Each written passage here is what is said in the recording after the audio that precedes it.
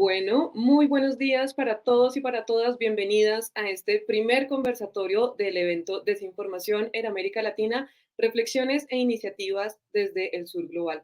Yo soy Sandra Cero, soy gerente de programas de la Fundación Civics Colombia, coorganizadora de este evento, y hoy me complace presentarles un conversatorio dedicado a reflexionar sobre algunas experiencias que existen en América Latina de alfabetización mediática e informacional en distintos entornos educativos y con distintas audiencias. Acabamos de venir de la charla inaugural en donde Silvia Bacher nos presentó la importancia de hablar hoy en día de alfabetización mediática e informacional como una serie de herramientas, conocimientos y habilidades que necesitamos hoy en día como ciudadanos y ciudadanas para aprender a discernir la información que nos encontramos en los entornos digitales y que nos equipan con todas estas habilidades y herramientas que necesitamos para navegar de manera crítica, ética y segura todo lo que ocurre en los entornos digitales, en las redes sociales, en las plataformas y, por supuesto, hacer un uso ético también de la inteligencia artificial generativa que llegó el año pasado y pues que nos supone nuevos retos.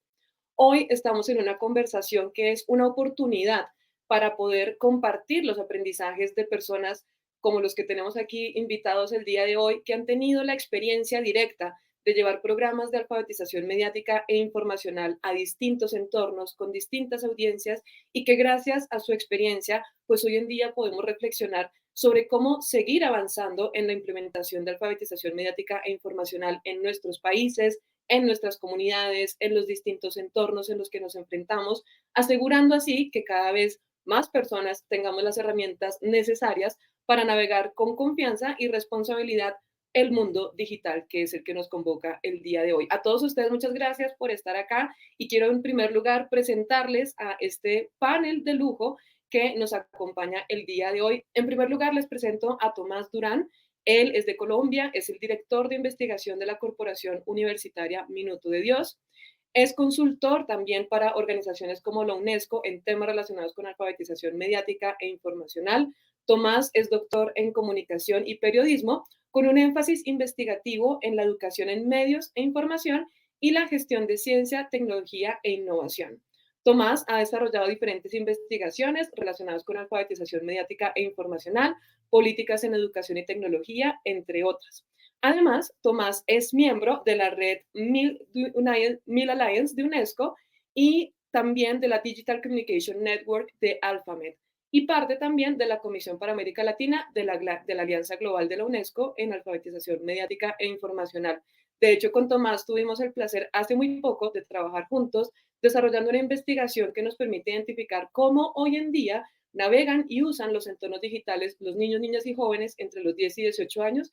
Y esta es una investigación que ustedes pueden encontrar en la sección de recursos en la pestaña derecha de la pantalla.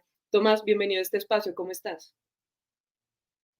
Hola Sandra, feliz de verdad de estar con ustedes, de compartir pues contigo nuevamente, que hemos hecho varios proyectos como ya lo estabas contando. Mañana tendremos otro proyecto que iniciamos y también muy contento y entusiasmado de compartir con Nick y con Francisco y ver cómo ponemos en común todas estas experiencias que se han hecho en esta región tan grande, pero todavía con tantas necesidades. Bienvenidos. Muchas gracias, estimado Tomás, y para eso estamos acá, ¿no? Porque hemos reconocido, quienes estamos acá ya tenemos cierta experiencia, por ejemplo, desde Civics llevamos el currículo de doble clic, que también pueden acceder en la pestaña de recursos a más de 600 colegios del país. Tomás también ha tenido una gran experiencia llevando el currículo de UNESCO en alfabetización mediática a colegios en el país. Y bueno, pues todos quienes estamos acá tenemos estas experiencias que queremos compartir el día de hoy para que quienes estén interesados en llevar estrategias de alfabetización mediática e informacional, conozcan lo que ya existe, aprendamos de lo que hemos aprendido en este camino y, por supuesto, construyamos sobre lo construido. En esa medida, quiero presentar también a Nick Herbert, él es de Estados Unidos. Él es el Senior Program Officer del International Research and Exchanges Board, conocido también como IREX. Nick es oficial de programas en la sede de IREX en Washington y su trabajo apoya la administración e implementación de programas que intentan fomentar una mayor integridad de la información, resiliencia ante la información manipulada y la sostenibilidad de los medios. Nick ha estado involucrado también en la gestión del proyecto Credible y de esa experiencia vamos a hablar el día de hoy desde sus inicios. Un programa que tiene la meta de fortalecer la resiliencia de jóvenes en Latinoamérica y el Caribe ante la información manipulada. Además, Nick también es licenciado en Relaciones Internacionales y tiene una maestría en Políticas Públicas de Salud en la región de América Latina y el Caribe. Nick, bienvenido. ¿Cómo estás tú el día de hoy en este conversatorio? Gracias, súper bien, gracias. Es un placer estar con este grupo y compartir este espacio con ustedes.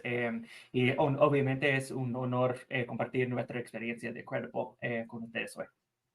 Maravilloso, Nico. Es un placer tenerte acá y tener la experiencia de Credible y de IREX en esta conversación. Y por último, quiero presentarles a nuestro tercer invitado. Él es Francisco González, es mexicano y es el subdirector de movilización y proyectos de una organización que se llama Movilizatorio.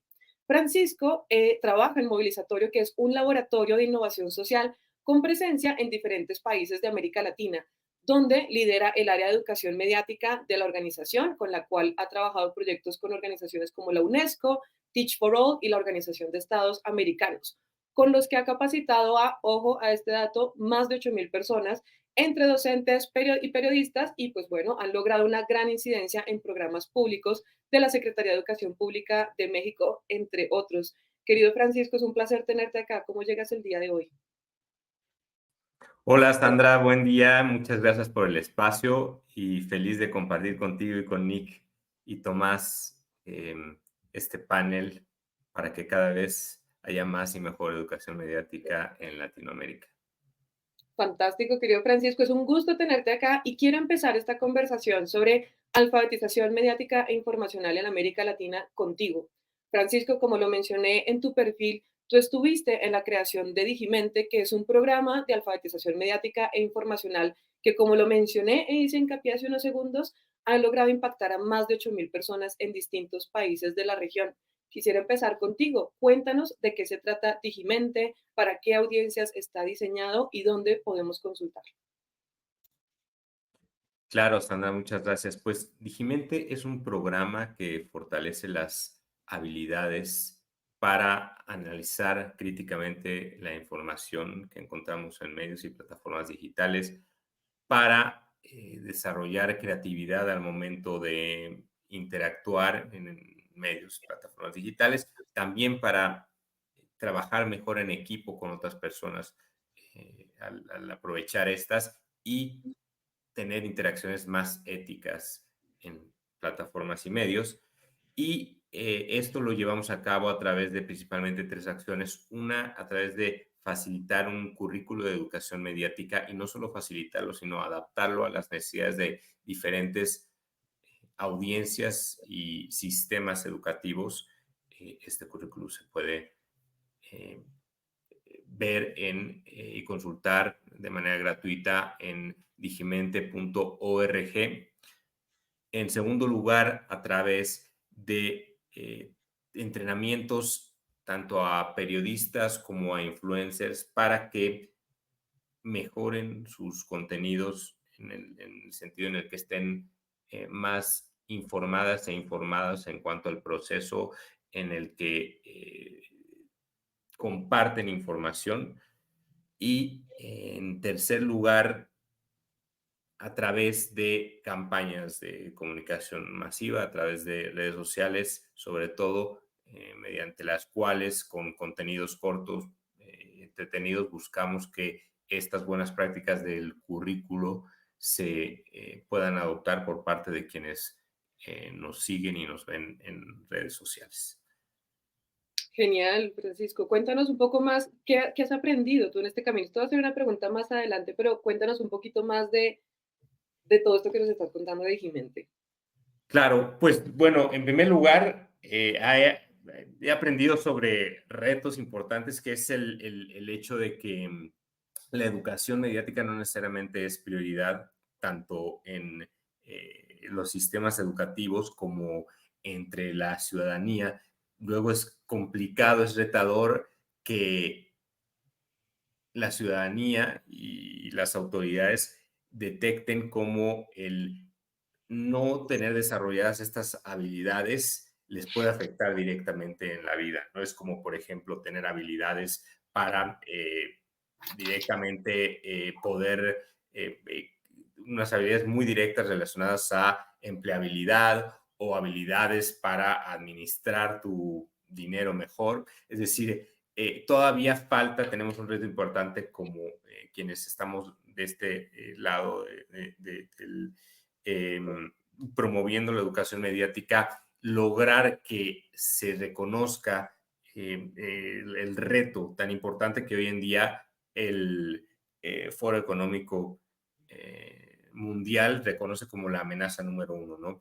Entonces, eso hemos aprendido, pero también hemos visto que hay muchos buenos avances para promover la educación mediática a través de adaptar nuestros contenidos educativos a las necesidades de cada sistema educativo y a los formatos de cada sistema educativo para que les resuene tanto a los docentes como a las autoridades y entonces esto sí lo puedan llevar a las aulas. Yo creo que esos son dos aprendizajes, tanto como reto como oportunidad que hemos detectado en este camino. Genial, querido Francisco. Y bueno, vamos a tener de aquí hasta las 10:40 más o menos para seguir conversando, 10:30, vamos a ver, para seguir conversando y compartiendo estas experiencias. Ya tú nos diste dos luces de cosas que he aprendido.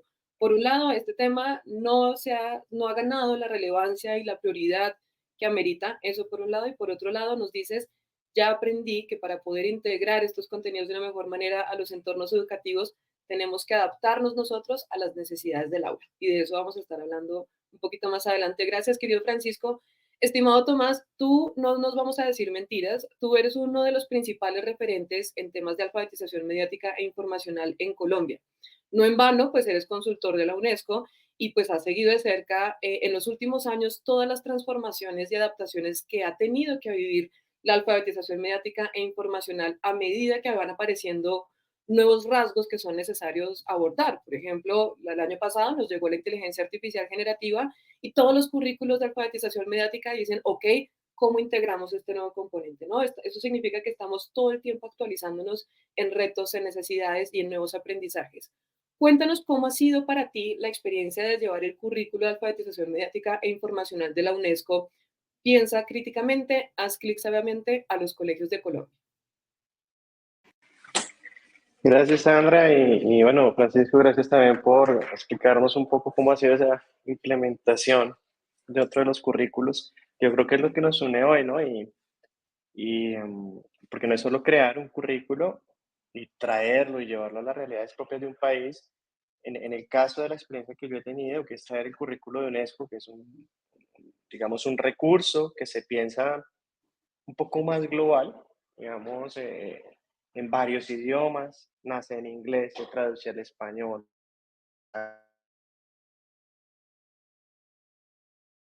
Homogeneizar, llevar algunos resultados de aprendizaje que tiene que ver con algo que estaba diciendo Francisco y es generar esas competencias que nos están faltando y que estamos viendo que las audiencias, que las ciudadanías, que los individuos, que las niñas, niños y adolescentes aún no tienen y que no importa qué investigación hagamos, Sandra, encontramos eso. Recientemente se lanzó en el marco de Ciudadanía Digital, Jóvenes en Línea Generación Z, un estudio que hicimos con Civics para este proyecto, y encontrábamos que por ejemplo, teníamos dificultades a la hora de saber si estábamos haciendo buenas o malas experiencias en educación en medios, cuando nos dábamos cuenta que los niños y las niñas identifican la información falsa dependiendo de la plataforma, pero no necesariamente mirando la información. Entonces, tienen más habilidades para hacerlo si viene por WhatsApp que si de repente viene por X. Entonces, hay que ver dónde está ese fondo. Pero bueno, la pregunta es cómo ha sido la experiencia.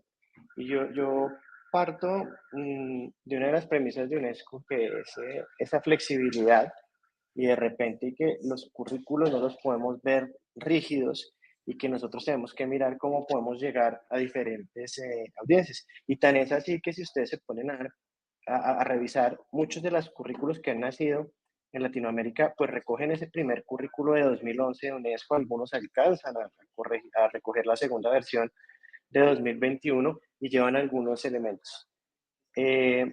Nosotros logramos hacer una implementación en cerca de 25 colegios, entre públicos y privados, también colegios de diferentes niveles, teníamos colegios más populares, colegios con bachillerato internacional, y lo hicimos a través de la formación docente. El recurso de UNESCO, a diferencia de algunos otros, es un currículo para profesores, para educadores, y que busca de alguna manera que no tengamos que ir a hacer reformas curriculares gruesas. Esto yo lo decía también en otro evento que tuvimos hace unos días, y me interpelaba una persona que sabe mucho de educación y decía que no estaba tan de acuerdo, que él creía que se debían hacer estas reformas. En mi experiencia y en varios, digamos, ejercicios que hemos hecho, yo creo que si bien pues los currículos sí tienen que buscar que entre de alguna manera la educación mediática y mencionarlo y hacerlo efectivo, la clave está en que los formadores lo puedan hacer. Y nosotros tuvimos muy buenos resultados, caracterizamos a más de 1.200 profesores y trabajamos de la mano de 100, hicimos pretest y posttest, hicimos ejercicios, Nick, Francisco, Sandra, de hacer cruces generales de lo que proponía UNESCO. UNESCO tiene 14 módulos, cerca de 140 resultados de aprendizaje. Eso lo cruzamos con los estándares básicos, con los derechos, con los lineamientos, los tres documentos grandes que componen el currículo en Colombia, y luego con los LUAs o listados únicos de aprendizaje de los colegios que estaban asociados a este proyecto, que tenían que ver con la Corporación Educativa Minuto de Dios, que es una entidad hermana de esta universidad que recoge colegios, y, y encontramos que hay una correspondencia cercana al 60% en los resultados de aprendizaje que ya queremos desde la educación en medios, que nuestros niños aprendan y los que el currículo nacional está ofreciendo. Entonces, lo que hay que hacerlo es de manera más evidente, lo que hay que hacerlo es de manera un poquito más eh, con la conciencia del profesor de que lo puede hacer. Encontramos también, Sandra, cuáles eran como las asignaturas donde es más fácil llevar la educación en medios y donde más está llevando. Estaba en el área de tecnología, en el área de sociales. Por lo menos aquí en Colombia tenemos obligatorio que se vea la Constitución, la democracia, y ahí entraban temas de alfabetización mediática, pero lo veíamos también mucho en las clases de lenguaje. Digamos que hay una dispersión de asignaturas donde se puede hacer. Ahora lo que me imagino que quieren saber, como cuáles son los retos. Para mí los retos siguen siendo ponernos de acuerdo, llegar al consenso. Las autoridades de los colegios pueden querer hacer algo, ¿cierto? Este fue el caso, una muy buena voluntad, una muy buena disposición, pero cuando ya tengamos que entrar de pronto a revisar los horarios de formación de los profesores, a ponerles una carga extra, a encontrar el recurso, nos dimos cuenta de que el diálogo tiene que ser un poco más grande, que el diálogo tiene que incluir al magisterio, que el diálogo tiene que hacerse a un nivel un poco mayor para que no sea traumática la incorporación de estos contenidos. Yo creo que ahí está el reto de cómo hacer que podamos vincular más profesores a estas capacitaciones, porque los resultados sí son muy positivos. Incluso Ujú. cuando ellos sacaban ya propuestas al finalizar el piloto, y pues eran propuestas muy buenas. Y lo otro que quería también como hacer énfasis es, en el caso de este currículo de UNESCO, es un currículo muy abierto, a pesar.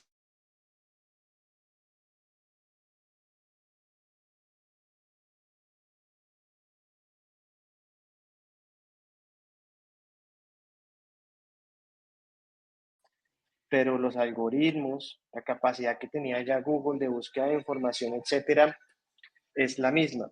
Y yo pienso que eso es algo que nosotros tenemos que poner también cuando estamos estudiando, intentando llevar la alfabetización en medios e información a la ciudadanía, y es lo último que está en la tecnología no es necesariamente lo que va a cambiar todo. Gartner es experto en esto, ustedes han visto los hype cycles de Gartner y tienen esa pendiente donde se generan muchas expectativas y luego va bajando y se va implementando. Ustedes se recuerdan, hace 6 años todo el mundo era blockchain y todo el mundo quería blockchain, y las cosas para hacer contratos era blockchain y para poner las notas era blockchain.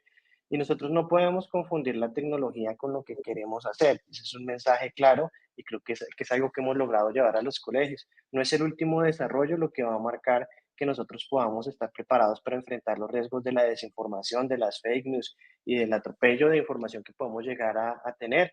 Las bases son siempre las mismas: el pensamiento crítico, el aislar la información, el ir y consultar las fuentes y el comprender realmente qué es lo que nos quieren decir. son competencias lectoescritoras, un poco más avanzadas en algunos contextos, pero que todos podríamos llegar, digamos, a desarrollar sin necesidad de comprender o de tener un manejo súper profesional de la tecnología.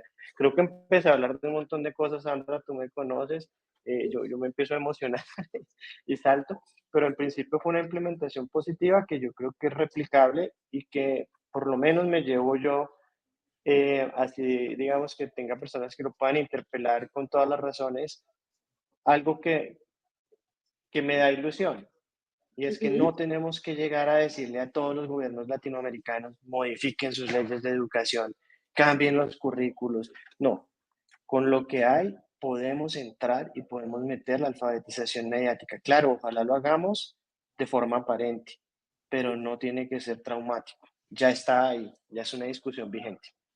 Tremendo, muchísimas gracias, querido Tomás. Traes muchísimos elementos a esta conversación que vamos a ir recopilando frente a los retos, lo que has venido aprendiendo, las necesidades de integrar a todo el sistema educativo cuando tenemos la necesidad y la convicción y pues la voluntad de llevar estos tipos de programas a distintos escenarios. Quiero tomar algo que mencionaste también y es, o bueno, lo voy a parafrasear así, tiene que ver con que la educación mediática, digital e informacional tiene que ser también integral, ¿no? Aquí también estamos hablando del ser humano, de cómo nosotros reaccionamos, opinamos, de reflexionar sobre nuestras vidas, de cómo nosotros nos relacionamos con personas que piensan y opinan diferente. No es solamente analizar los medios, analizar la información, saber publicar, saber aceptar o rechazar cookies, sino que tiene que ver un poco con la construcción que tenemos hoy en día como seres humanos que estamos enfrentados a la era digital y cómo llevamos esto desde una dimensión integral, ¿no? Desde la formación del ser humano. Y yo quiero aquí entonces usar esto para darle la palabra a Nick, porque desde la experiencia de Credible siento que tienen mucho de ese componente, esa alfabetización mediática e informacional, pero con un gran componente de formación del ser humano y de formación de nuevos liderazgos que sean conscientes, que sean críticos y que sean movilizadores de estas necesidades. Nick, cuéntanos de la experiencia de Credible, en qué países la están llevando, qué has venido aprendiendo y cómo los jóvenes han venido recibiendo este tipo de formación. Y hay alguien muy feliz, muchas gracias por esas reacciones, reaccionemos, exacto, muchas gracias. Nick, cuéntanos cómo ha sido tu experiencia. Sí, parece que tenemos una audiencia de Credible, pero perfecto. Bueno, Credible, bueno, para que las personas que no lo conocen, Credible es un proyecto de 5 años y va a terminar en 2026. Está financiado por USAID y está implementado por IREX principalmente, pero con socios en cada uno de nuestros países implementadores. Entonces, estamos ahora trabajando en Colombia junto con Macaya, en Guatemala con Paz Joven, en Perú con Cedro y en la República Dominicana con Entrena. Y como decís, el proyecto busca no solamente fortalecer la AMI en los jóvenes de esos países, pero para formar comunidades más resilientes ante la desinformación y información manipulada. Capacidades y comportamientos de la AMI es una parte de nuestra fórmula para combatir la influencia de manipulación de información entre jóvenes. Esto significa no solamente capacitando y midiendo el impacto en nuestro currículo, que obviamente es importante para cualquier proyecto de desarrollo, pero también evaluando cómo esas personas interactúan con información en sus vidas diarias, cómo están multiplicando el impacto en sus comunidades con jóvenes y otras personas mayores, y qué acciones transformadoras pueden tomarse para crear un entorno de información más saludable. Hemos notado que es un trabajo holístico y transversal para lograr un impacto más allá de resultados de una evaluación post. Hay que involucrar a las personas en las vidas de esas personas jóvenes como maestros, padres, mentores y otras para tener ese impacto comunitario. Un gran enfoque de nuestro proyecto, como mencionaste, es la inversión en el futuro juvenil. Todo lo que hacemos es dirigido por jóvenes y para jóvenes. Y dado que ellos son una de las poblaciones más afectadas por esta epidemia de información manipulada en que estamos viviendo y son las personas que tendrán el mayor impacto en el futuro de nuestros entornos informativos. Nuestro enfoque siempre mezcla capacidades de AMI junto con capacidades de desarrollo positivo juvenil, especialmente fortaleciendo sus habilidades duras y blandas para impactar a sus comunidades, sean de trabajo, escuela, familia o en su barrio. Nuestro proyecto implementa proyectos distintos en cada uno de nuestros países. cada uno con un enfoque diferente que corresponde a la expertise de nuestra organización social, pero también con un enfoque en las amenazas particulares en cada uno de esos países. Entonces, lo que hicimos es básicamente tenemos un currículum máster sobre AMI que se llama Aprender a Discernir o Learn to Discern. Y lo que hicimos es adaptarlo a cada contexto para los jóvenes, para que se relacionen mejor con el contenido. Por ejemplo, en la República Dominicana trabajamos con jóvenes líderes en comunidades vulnerables y capacitamos a esos jóvenes en conceptos fundamentales de AMI y de liderazgo juvenil. Y estos jóvenes desarrollan proyectos en sus propias comunidades para multiplicar el impacto.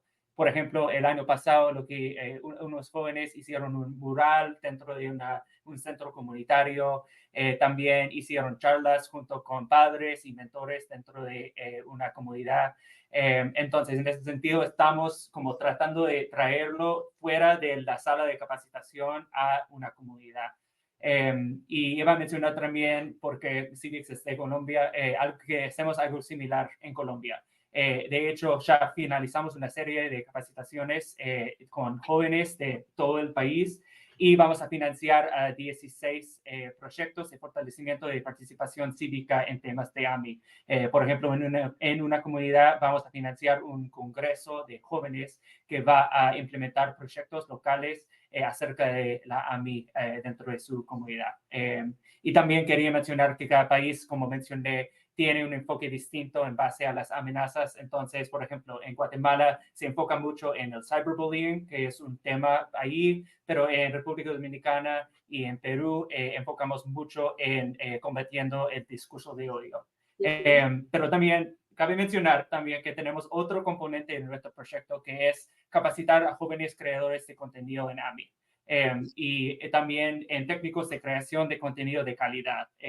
Y básicamente capacitamos y después seguimos su progreso en desarrollar y elaborar contenidos que difunden mensajes acerca de la AMI y que esos mensajes sean relevantes para sus audiencias jóvenes dentro de esos países. Entonces, en este sentido, quería mencionar que estamos trabajando en ambos lados del problema, el consumo de información y como la demanda de información confiable, pero también la creación de contenido confiable y como educación a sus audiencias para que sean más conscientes de este problema. Entonces, solamente quería como resumir para decir que básicamente nuestro takeaway con todo lo que hacemos es que hemos visto que en esas comunidades donde trabajamos hemos cambiado el discurso acerca de este tema. Como las personas utilizan lenguaje más preciso acerca del problema, traen esas lecciones a sus casas para compartir con sus familiares. Es un poco difícil medir este cambio de normas, obviamente, y estamos tratando de identificar una manera de cómo hacerlo. Pero nuestra intención siempre es empoderar a esas personas jóvenes y formar una red de microcomunidades que demandan y creen contenido más confiable y menos manipulado dentro de Latinoamérica, al menos en las comunidades donde tocamos cuerpo. Muchas gracias, Nick, por todo lo que traes también a esta conversación. Imagínense que nos quedan 10 minutos, entonces voy a recapitular varias de las cositas que hemos venido hablando acá para pasar a una pregunta que yo creo que nuestra audiencia quiere conocer y es qué se necesita para que un programa como estos tenga éxito, ¿no? ¿Qué es lo que hemos aprendido que funciona? Ya ustedes han ido dando varias pistas, pero cuando estuvimos hablando de las experiencias que ustedes han venido recopilando, llevando Digimente, llevando el currículo de UNESCO o llevando Credible a distintos entornos educativos, se mencionan distintos retos. El primero es que no es un tema prioritario, digamos, es una realidad. Muchas veces yo siento que nos tenemos que ver abocados a convencer a distintas audiencias de esto es urgente, esto es necesario, esto es ya, y tenemos que tomar acción en este instante. Y ahí es fundamental, y lo voy a hilar con algo que decía Tomás, fundamental involucrar a todos los actores, ¿cierto? No solamente docentes, pero también estudiantes, padres y madres de familia, trascenderlo y pensarlo en términos de comunidad. Siento que eso ya es una luz que nos van dejando ustedes el día de hoy. Y otra es la clave está en la formación a los formadores, ¿cierto? La formación que hacemos nosotros, bien sea en Credible, por ejemplo, a los jóvenes, que después van a tener estas herramientas para replicar, pero también a los docentes para que ellos lleven estos contenidos, estos elementos a sus aulas de clase. Algo que es fundamental es concentrar los esfuerzos en educar bien a las personas que después van a ser formadores y van a ser replicadores de estos temas. Y aquí hay una palabra que aparece que es la confianza. Garantizar la confianza necesaria para que uno diga, yo tengo lo que se necesita para enseñar sobre estos temas y puedo adaptarlo a las realidades de mi comunidad, puedo usar ejemplos que son cotidianos, que son contextualizados y de pronto allí yo creo que eso es una experiencia de parte de Civics, esto no aterrizarlo a este mundo, ¿no? A cómo este tipo de contenidos me impactan, cómo también lo que yo genero y produzco tiene un impacto en mis audiencias, en mis comunidades, es poner la experiencia de navegación digital en primera persona, ¿cierto? Esto cómo me impacta, qué ejemplos tengo a la mano. Algo que me parece muy chévere, esto yo creo que es una frase clave que a todos nos convoca, es aquí estamos aprendiendo a discernir, ¿cierto? A mí me gusta usar una metáfora que es ante los entornos digitales y ante la cantidad inconmensurable de información a la que nos vemos expuestos, pero que también generamos, porque también somos productores de contenido, ¿cómo afinamos la mirada? ¿Cómo afinamos esa mirada desde el análisis crítico, desde el pensamiento crítico, desde la consideración de consecuencias? Si publico esto, ¿qué efectos puede tener? Y eso pues también va a ser fundamental y pensarnos en esta triada, ¿no? No solamente estamos aprendiendo a discernir a la hora de consumir información, sino que también estamos siendo conscientes, críticos, éticos y responsables al pensarnos como productores. Cada vez que yo reposteo algo, que comparto una foto, estamos tomando decisiones y estamos siendo productores de contenido. Y también en cómo podemos identificar este tercer perfil, que es cómo soy educador de audiencias, cómo puedo llevar estas herramientas, conocimientos y habilidades a otras audiencias para así seguir ampliando el espectro. Vamos a pasar a esta última pregunta. Les cuento que nos quedan más o menos 5 minutos. Yo le voy a pedir a cada uno que se tome entre 2 o 3 minutos. Y esta yo creo que va a ser una pregunta clave y es, si estos son los retos con los que nos enfrentamos, esto ha sido parte de las lecciones aprendidas, ¿qué han identificado ustedes que puede garantizar el éxito de un programa de alfabetización mediática e informacional en la región? Ya hablamos de la necesaria adaptabilidad de los contenidos que no pueden ser rígidos, hablamos de la necesidad de fortalecer esa confianza en las personas que van a educar sobre estos temas, hablamos sobre la necesidad de pensar esto en términos de comunidad, hablamos de pensarnos también como consumidores, productores y formadores en estos temas.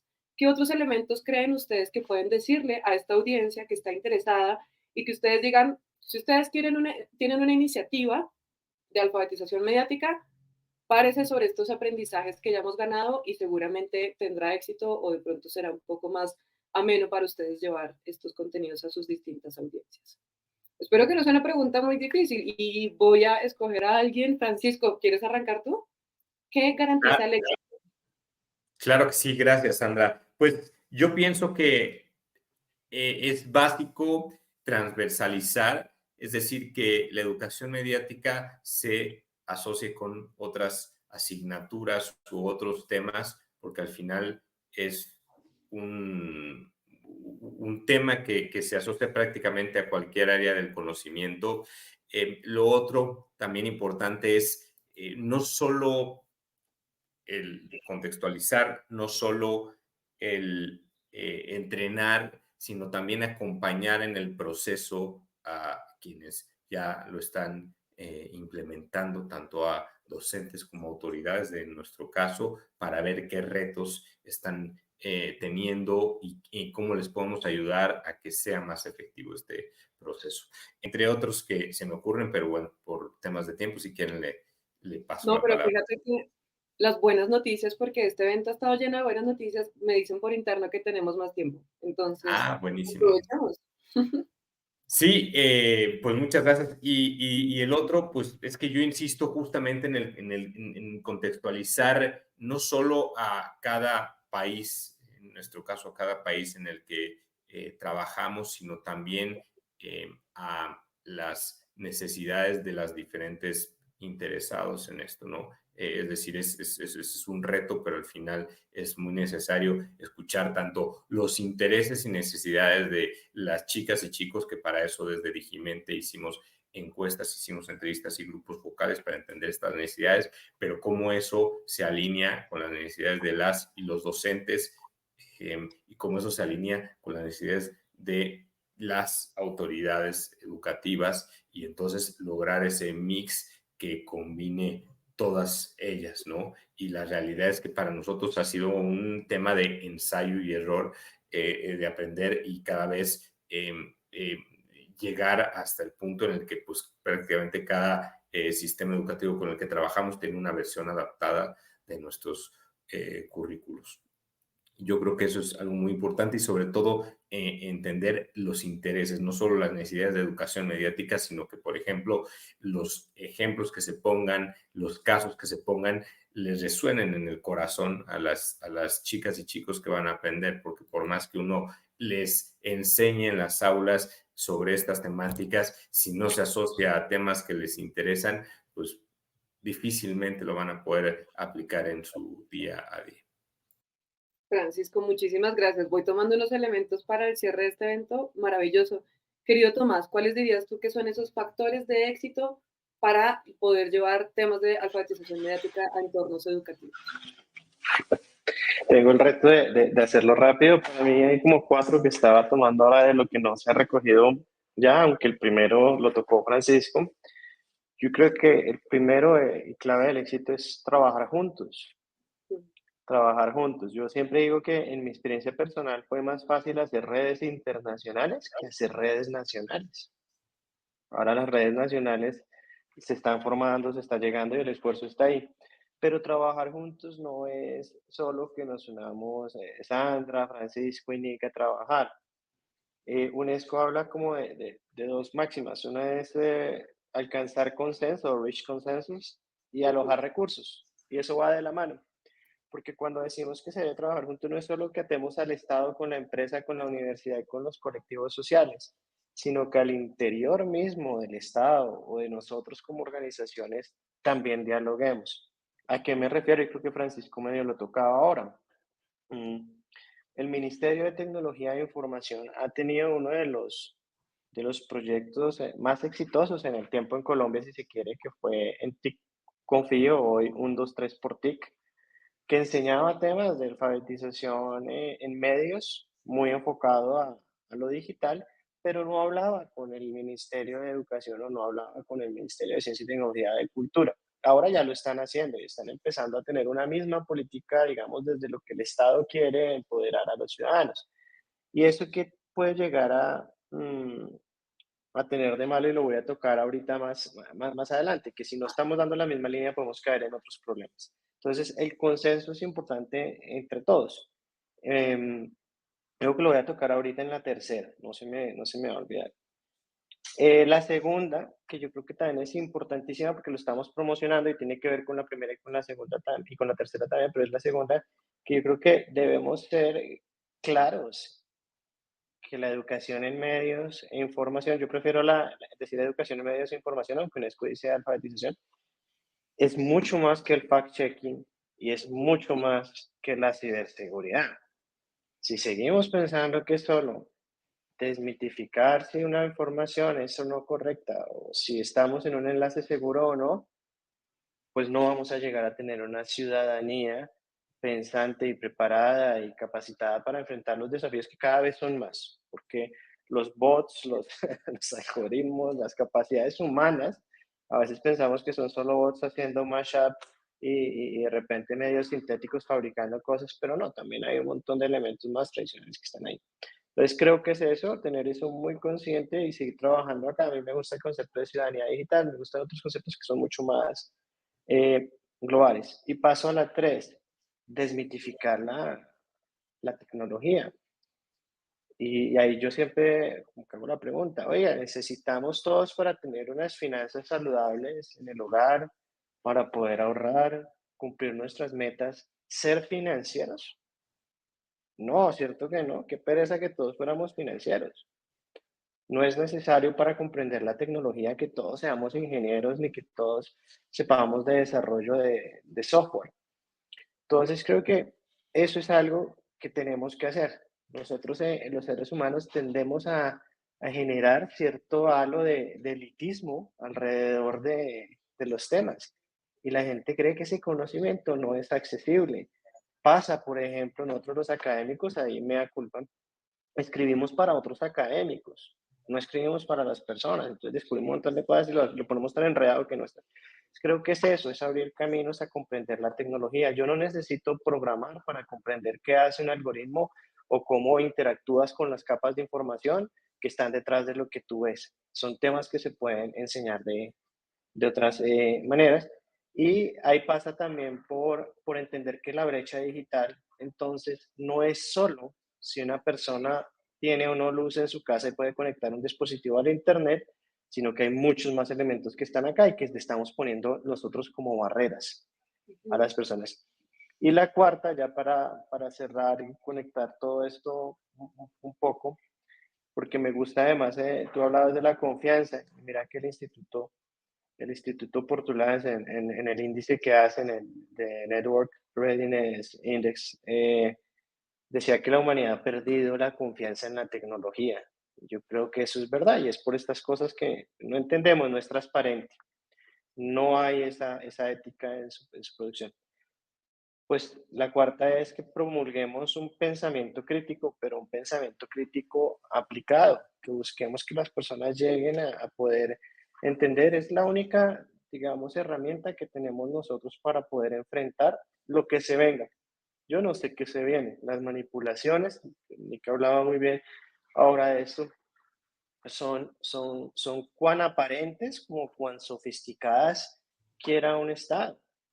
Y pues no pongamos ni colores ni sabores en la discusión, pero por ejemplo, un fraude electoral hoy en día se hace con un 90% contra un 10%, o cómo se hace ese fraude electoral, cómo se comunica, ya no es tan aparente. Si nosotros no tenemos herramientas que vienen de nuestro proceso de formación y que cada ser humano las puede poner, si quitamos de lado todas las otras barreras, pues no vamos a estar preparados para los futuros potenciales, pero también lamentablemente riesgos de estos desarrollos tecnológicos. Esos son como los 4 puntos que yo creo que son claves. Muchísimas gracias, querido Tomás. Registrados todos y estas palabras de cierre también más adelantico van a estar muy importantes para que todos tomen apunte porque aquí se ha dicho todo.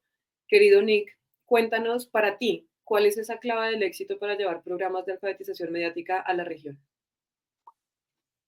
Bueno, de hecho, me robaron, creo, todos mis apuntes que hice antes de esa reunión. Entonces, voy a inventar alguna. Bueno, yo quiero tocar en un tema que mencionó, creo, ambos, que sería uno, la contextualización de todo. Y quería mencionar también como la palabra localización, que siempre nuestro donante es súper enfocado en el tema de localización, que para ellos solo significa dar dinero a organizaciones locales dentro de nuestro país esa implementación, que obviamente es importante, no quiero despreciar eso, pero también como lo que hemos notado y abordando una pregunta que está en el chat, que la localización de nuestras cosas hacia como el nivel comunitario es súper importante, como no es lo mismo trabajar o adaptar un currículo para Colombia en general, para trabajar con nuestros beneficiarios activistas en ese país, pero que cada uno tiene su propio enfoque, cada uno viene de su propio contexto y cada uno tiene su propia visión para el futuro de la desinformación. Entonces, en ese sentido, como tenemos que siempre ir contextualizando y ser flexibles en ese sentido. Y la otra cosa que quería mencionar es el hecho de que como lo que hacemos, al menos en Credible, es hacer todo como el currículo como dinámico y relevante para los jóvenes o las personas beneficiarias que estamos llegando.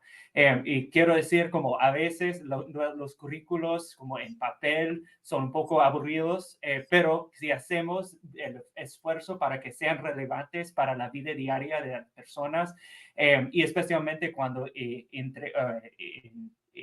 ponemos como, por ejemplo, algún tipo de ejercicio práctico o algún tipo de proyecto de implementación local, siempre podemos lograr un efecto más allá de la sala de capacitación.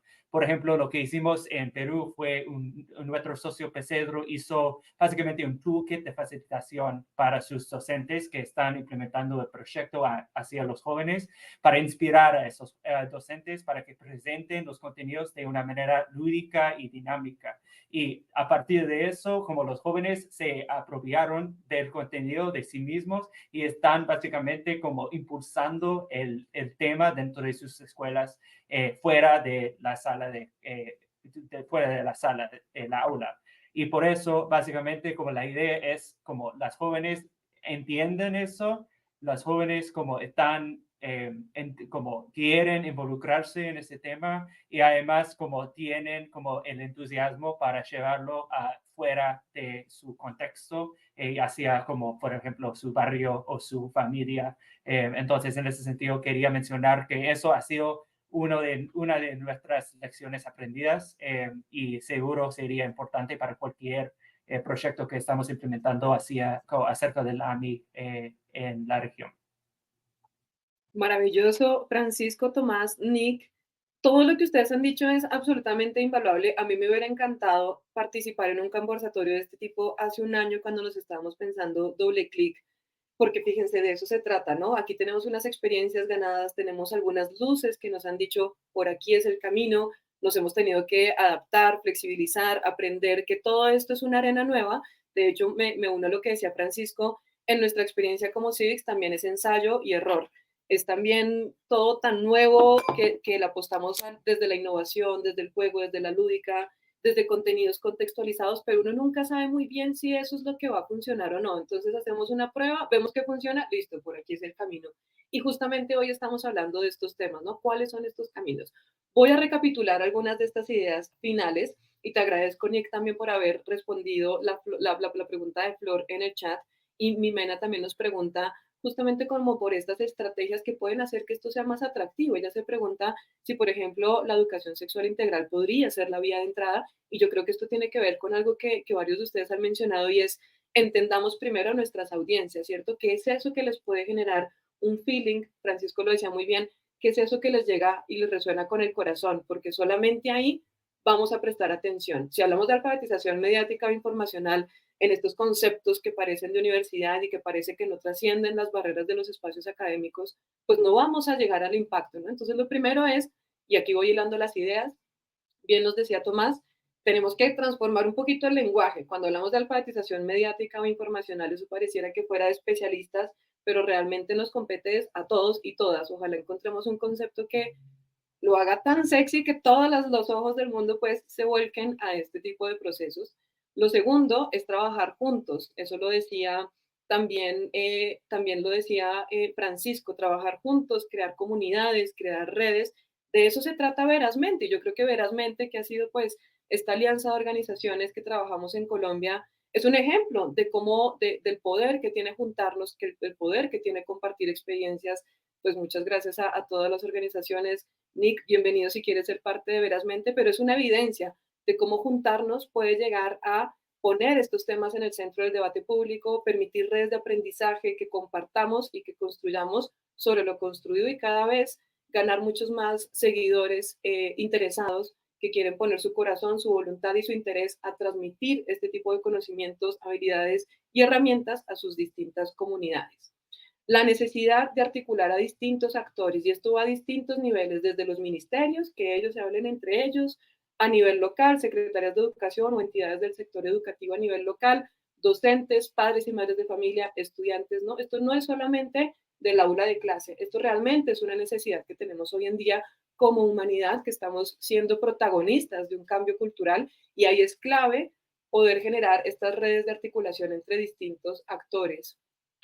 Siguiente, lo que decía Tomás, darnos cuenta que la AMI va mucho más allá de verificar información, va mucho más allá de darme cuenta si esta foto del Papa es real o no, tiene que ver con cómo hoy en día somos y nos comportamos y navegamos los entornos digitales, pero también esto tiene que ver con el ser.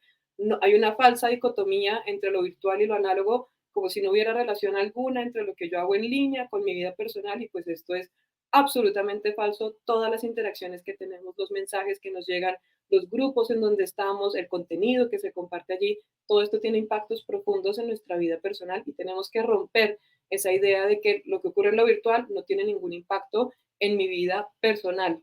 Hablar más claro, traducir el lenguaje, ojalá consigamos un concepto, como les decía, que nos permita que todas las personas que vean este concepto digan, esto tiene que ver conmigo, porque tengo un celular, porque estoy en este mundo realmente, porque estoy lleno, todo el tiempo me está llegando información y yo también comparto información. La confianza. Y a propósito de la confianza, voy a aprovechar para ir invitándolos a las siguientes conversaciones que tenemos. Hemos perdido la confianza, y no es en vano, ¿no? Digamos, estamos expuestos ante tantas cosas que por supuesto nuestra reacción natural es desconfiar y eso también nos ayuda en ciertos momentos. Pero hemos llegado al punto de desconfiar en todo, básicamente, y pues esto tampoco nos permite habitar en sociedad y reconocernos como seres ciudadanos. Para hablar sobre la confianza hacia los medios, un tema en particular que de pronto en sus países también lo están viviendo, en las 11 de la mañana tenemos una conversación sobre periodismo y libertad de prensa en América Latina. Vamos a hablar sobre la importancia del rol de los periodistas hoy en día, que son garantes, digamos, de la calidad de la información, pero también vamos a hablar un poquito sobre cómo las dinámicas de los entornos digitales también están permeando las dinámicas de los medios de comunicación, que eso no es reciente, solo que lo ha exacerbado, y cómo podemos recuperar la confianza en los medios y en el ejercicio del periodismo. Algo que nos decía Nick, la necesidad o la importancia de apoyar iniciativas de réplica, iniciativas de personas que quieran compartir esto que han venido aprendiendo, que de pronto desde Movilizatorio, desde IREX, desde Uniminuto, desde Civics, hemos venido promulgando y cómo estos conocimientos no se quedan solamente en la persona que los recibe, sino que siente el incentivo para seguir compartiéndolo en sus comunidades. Y esto me lleva a la última y es aprovechar la energía, no sé si la palabra es aprovechar, pero reconocer la energía, la voluntad y el interés de quienes quieren y sienten la importancia de hablar sobre temas de navegación en entornos digitales, relaciones entre nosotros en estos ecosistemas, la información que consumimos, que producimos, cómo la compartimos, hacer uso de esta energía, de esta voluntad y de este interés para llevar estos contenidos a nuevas audiencias y así crear un movimiento, diría yo, un movimiento de personas que la apuesten a que esto es relevante, nos compete a todos y todas en este momento y que está en nuestra capacidad poder compartir estos conocimientos desde los aprendizajes que tiene Digimente. Ahí está, ustedes pueden consultar en digimente.org, desde los conocimientos que ha tenido Tomás y el UNESCO en general, llevando y creando este currículo. También pueden buscar en internet el currículo de UNESCO de AMI, que está recién salido, de hecho, y por supuesto seguir también las redes de IREX con su programa Credible para seguir ganando inspiración. Yo creo que quisiera cerrar este conversatorio a partir de esto, a partir de la idea de la inspiración, del aprendizaje colectivo y de la importancia que tiene juntarnos para compartir esto que hemos aprendido en este camino y bueno, tener la seguridad que si estamos acá, tanto ustedes audiencia como nosotros conversando, es porque estamos seguros y seguras que no todo está perdido, que no estamos en un mundo dominado por la tecnología y la información falsa, sino que está en nuestras manos poder hacer un uso crítico, ético, responsable y consciente de todo lo que se mueve en los entornos digitales y reconocer nuestra capacidad de agencia, que no somos seres pasivos, sujetos de la información, sino que está en nuestras manos, en nuestra voluntad, en nuestra energía y en nuestro interés poder aprender y llevar a distintas audiencias para así cada vez ser más resilientes ante esta era digital. Con esto quiero cerrar, querido Francisco, Nick, Tomás, muchísimas gracias por estar en esta conversación, a nuestra estimada audiencia, que sepan que todo este conversatorio y todos los conversatorios van a quedar disponibles en esta plataforma, en Airmeet, que va a estar disponible, también lo tendremos más adelante en las redes de Civics Colombia, y también invitarlos, vamos a tener un breve espacio de networking que está a las 11 de la mañana, si ustedes quieren conectar con otras personas de la región, del continente, bienvenidos para que lo hagan en el espacio de networking, y a las 11 de la mañana tenemos 2 conversatorios increíbles, yo todavía no sé a cuál voy a ir, hay 2. Periodismo y libertad de prensa en América Latina, donde vamos a hablar del ejercicio del periodismo, las amenazas que vive el periodismo hoy en día, pero también cuáles son estos elementos que están mermando la credibilidad hacia los medios de comunicación. Vamos a hablar de todos estos elementos. Y también tenemos otra sala sobre inteligencia artificial generativa. ¿Estamos listos? ¿Esto es algo incontrolable o realmente podemos observar, identificar las oportunidades que nos trae este tipo de herramientas para hoy en día como ciudadanos y ciudadanas digitales? Francisco, muchas gracias. Nick, muchas gracias. Tomás, muchas gracias. Y a todos y todas quienes estuvieron conectados, los invito a que pasen al espacio de networking. Feliz día para todos. Gracias, Sandra. Gracias, Nick. Muchas gracias. Hasta luego.